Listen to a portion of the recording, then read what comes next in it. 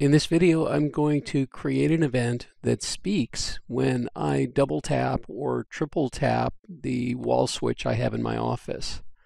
And I'm going to use our conditional actions feature to set this up into one event. So let's get started. So first thing I want to do is name the event.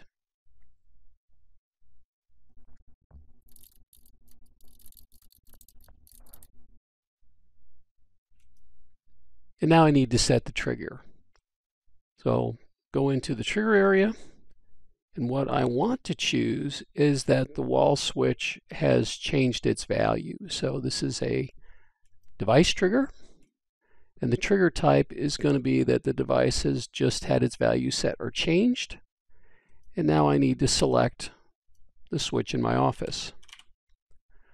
Now in the switch in my office, the central scene feature is what is used to count the multi-taps and to trigger on them. So I'm going to select that and just save the trigger.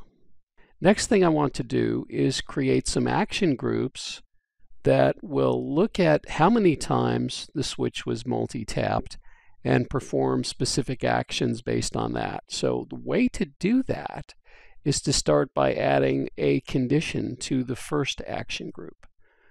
So what I want to do here is create a condition of the device value being a specific number of multi-taps. So I'm going to select this device has a value equal to. Then again, I have to choose that central scene feature that I have on my wall switch. And I have this list. Now, scene 1 conditions all have to do with the top of the paddle.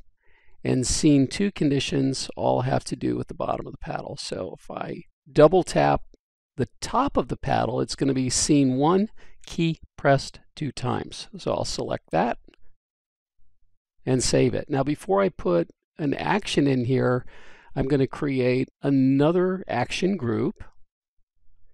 And in this action group, I'm going to do the same thing, but I'm going to choose the condition of it being the bottom of the paddle. So again, I select if the device's value is equal to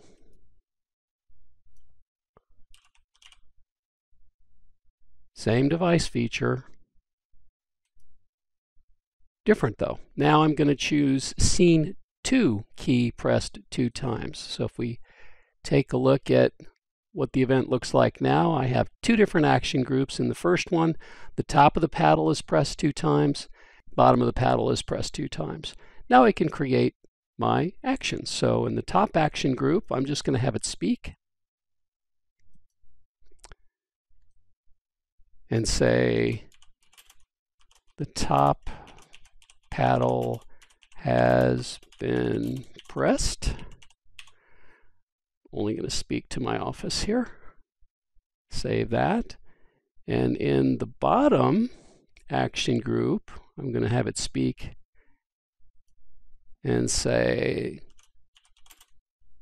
the bottom paddle has been pressed.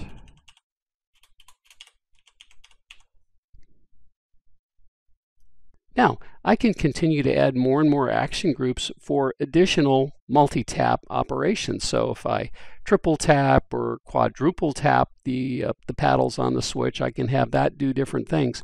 They don't all have to speak. They can control other devices in the office here, or they can do other things. But I can create as many of them as I want. And that's all I need to do. So just continue to add action groups for as many different things as you want to control. Populate those with conditions and populate those with their own actions.